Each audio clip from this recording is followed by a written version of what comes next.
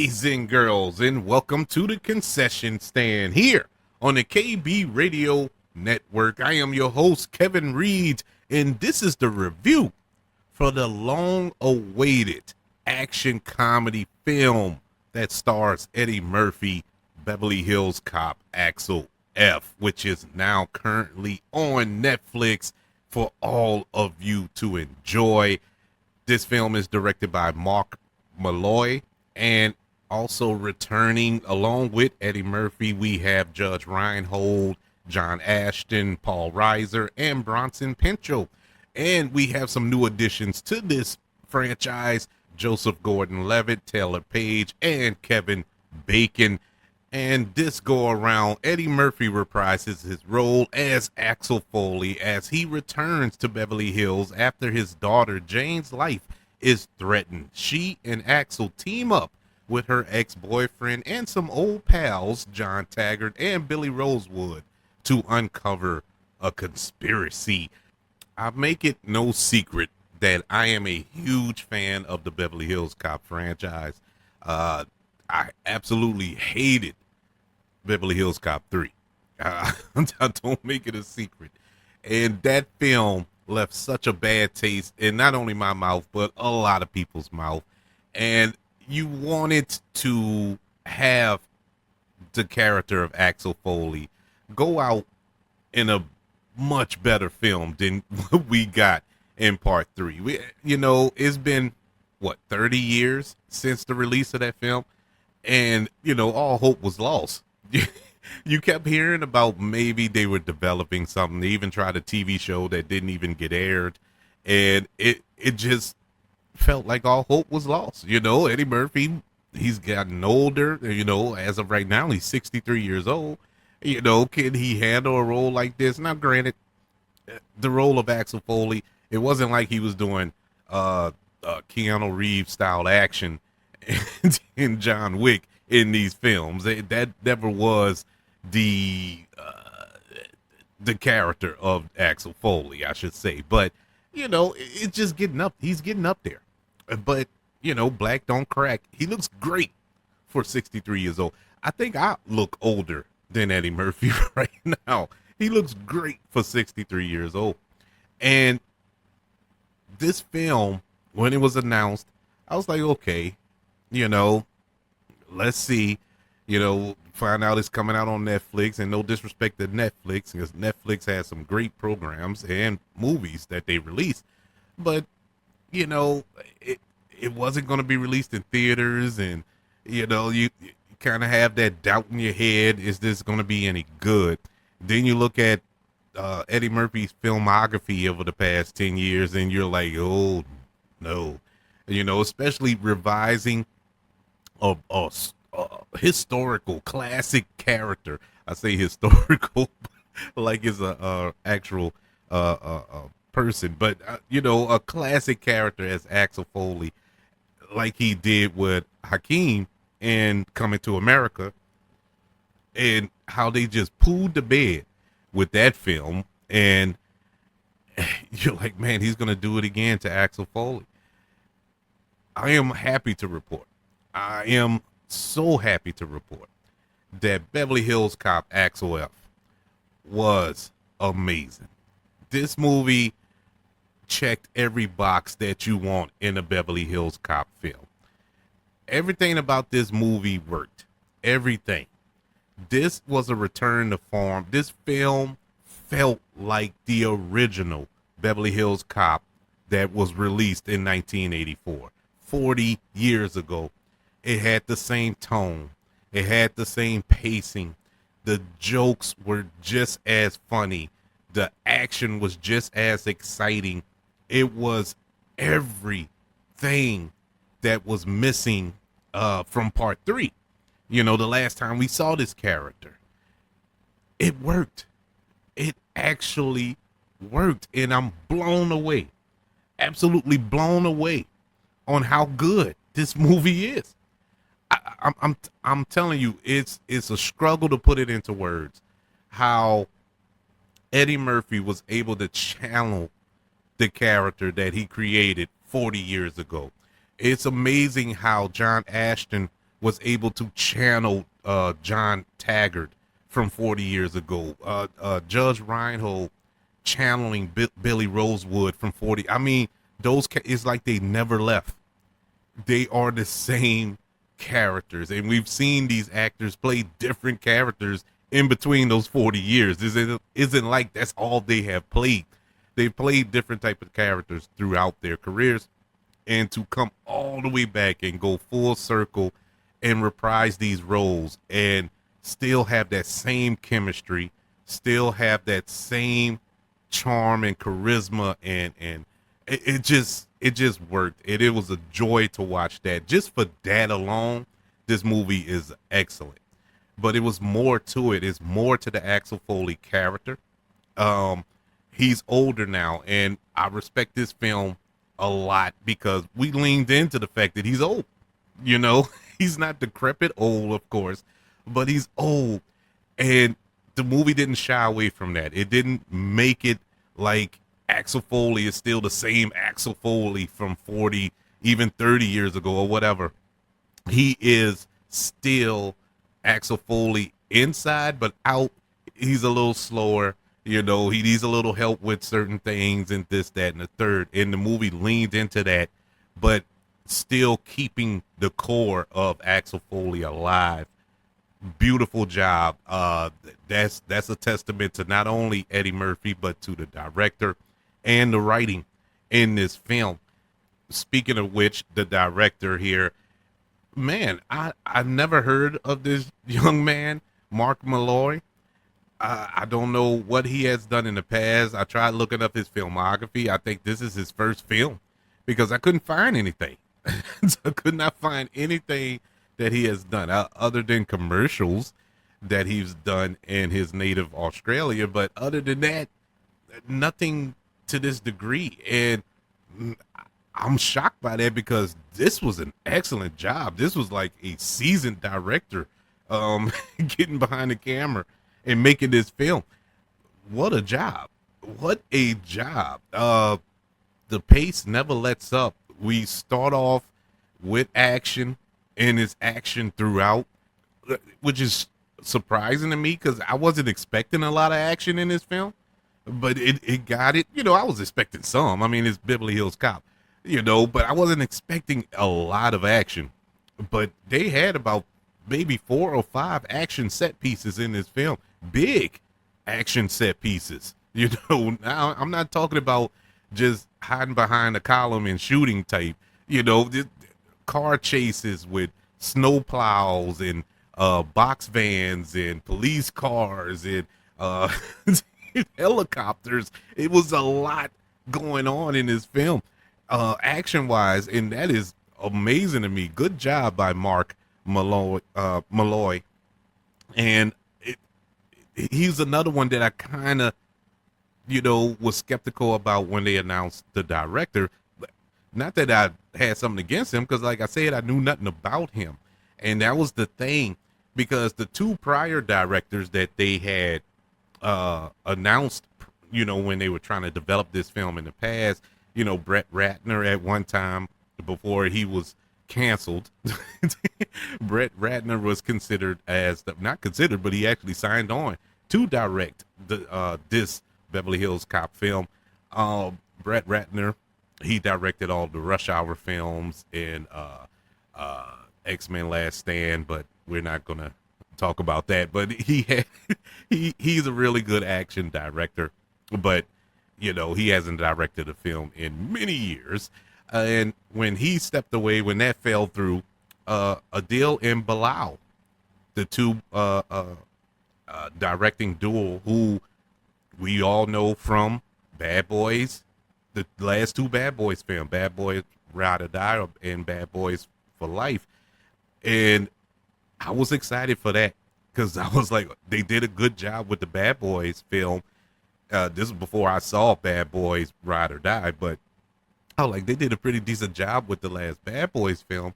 Let's see what they can do with Beverly Hills Cop. But when, once again, couldn't get it off the ground, they left the project to do Bad Boys Ride or Die. It all worked out for the good for everybody, I think. Everybody because Bad Boys Ride or Die was excellent, and this film turned out to be excellent as well. I do have some gripes with the film. The film isn't perfect, but it's not enough for me to say, "Oh man, I'll never watch this again." No, in fact, I'm I'm waiting to finish this so I can go watch it again. To be honest with you, this film, uh, the relationship between Axel Foley and his daughter, even though the relationship itself was great, I loved the chemistry between Eddie Murphy and Taylor Page in this film, who plays his daughter. That was great. That story was great. So you may ask yourself, well, what's the gripe, Kevin? Well, the gripe is, and this is just me, who's always over analyzing things in his head. Uh, it's the fact that I'm sitting there and I'm trying to piece together, where did the daughter come from?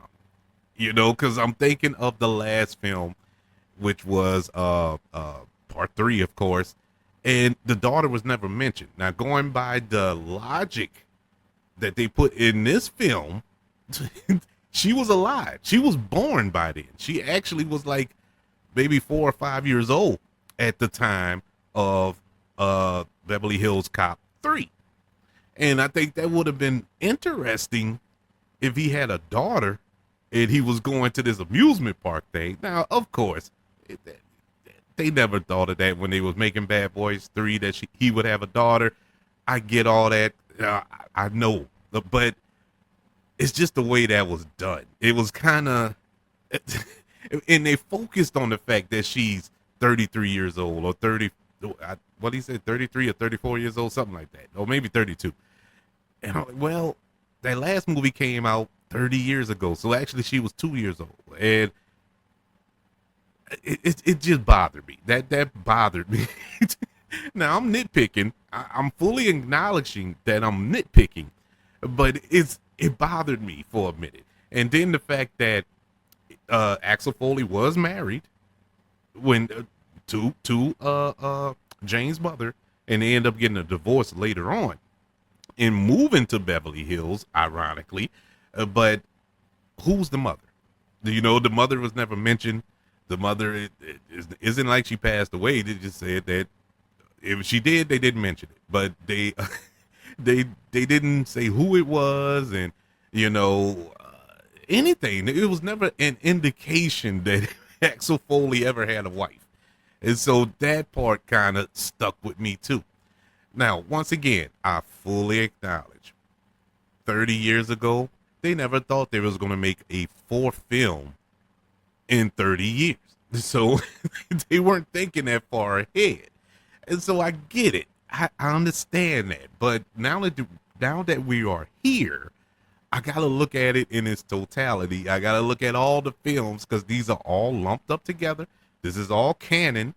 So it's like, okay, where does this fit? Where does it not fit? And so that was the thing that bothered me with that. The other thing was the villain. The villain in this film was one note. This villain, and I love the actor who plays the villain. I actually loved his performance in the movie. It wasn't his performance. It was just blah. He was just a one note villain. There was no complexity about him. There was no is he or isn't he. The moment he steps on screen, you know that he's the villain. There's no sugarcoating it. There's no hiding it. They didn't even try to hide it. That's who he was. And so that kind of disappointed me, because I wanted the reveal. I wanted Axel Foley to do his investigation and reveal that he was the villain, even though I knew he was the villain from watching the trailer. When you cast somebody like this, you know that they're not in it for a supporting role. They're in it to be the villain. And so that's all fine and good. Like I said, they're all nitpicks. My negatives are nitpicks. But I think that's it. I think that's my only problems with the film. Everything else worked. I mentioned the comedy. The comedy landed. It was funny. I laughed out loud the entire film. I mean, this was the old Eddie Murphy. This was Eddie Murphy from the 80s. This is who I've been missing for so long. We all been missing for so long. You know, for the past, I would say 30 years, Eddie Murphy has been toned down, man. He's really been PG-13 Eddie. And it hasn't worked, at least not for me. I love the raw, no pun intended, the raw Eddie Murphy. And I want that just F-bombs and crude humor and all this. I love that about Eddie Murphy. And it returns in this film. Now, it isn't a lot. It isn't an F-bomb fest all over the place, but when he when he hits it, he hits it. And I loved it.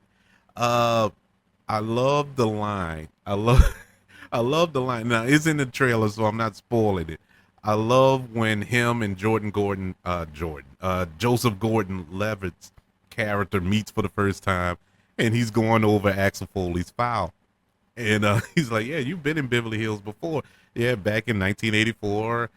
When the first film came out, then he flipped the page. He's like, "Yep." In 87, you returned, and yep, that's when part 2 came out.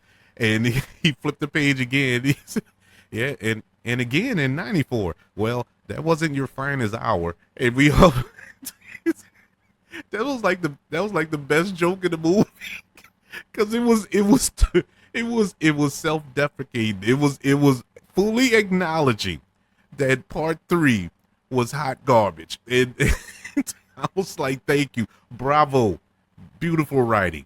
To give him a Pulitzer, whoever wrote this script. This was, they fully acknowledged it, and it was great. But overall, this was probably the best film in the Beverly Hills Cop franchise since the original. Is it the best in the franchise? No, it's not the best in the franchise, but it is truly a sequel worthy of its title. Beverly Hills Cop Axel F gets a letter grade of an A-. I really loved it. If you're a fan of the Beverly Hills Cop franchise, I think you will love this film. It really, nostalgic wise, it brought back all the memories from those films. Even incorporating the song, the music from the original films and kind of giving it an updated twist. And like a remix to them, of a sorts, to give it the 2024 little feel, was genius. Genius, you know, to hear Neutron Dance pop up, to hear The Heat Is On pop up, to hear Shakedown pop up, it was like, oh my God, I'm in a time machine. And it worked so beautifully. Great job. Thank you, Eddie Murphy. It's good to see you back in form. I would love to know, what did you think of Beverly Hills Cop Axel F? Did you enjoy it as much as you did the original film, or do you think it was trash? Do you think it was as bad as the third film? I would love to talk to y'all. I would love somebody to tell me it was worse than part 3. It's no way.